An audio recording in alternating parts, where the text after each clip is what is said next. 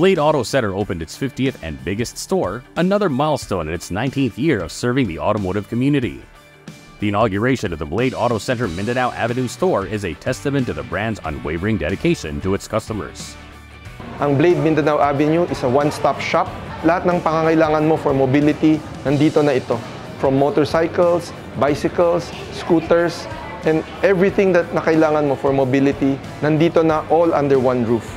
Plus, meron pa tayong services na available. We do oil change, tune-up, and all the other regular maintenance that you do for your cars. With 50 stores across the nation, Blade Auto Center has established itself as the largest network of car accessory stores in the Philippines. Blade Auto Center stores are found in popular malls, but the company promises to establish more standalone branches like Blade Mindanao Avenue in the future. Ang secret ingredient ng Blade ay, unang-una, tayo ay naiiba.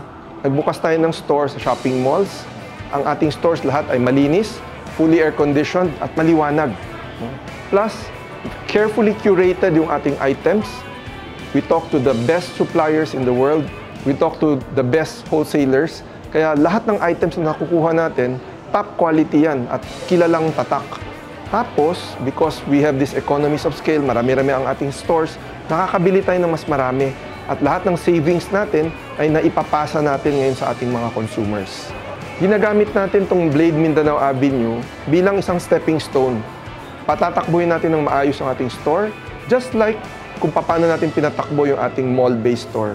And little by little, mag-o-open pa tayo ng additional na standalone stores sa darating na future.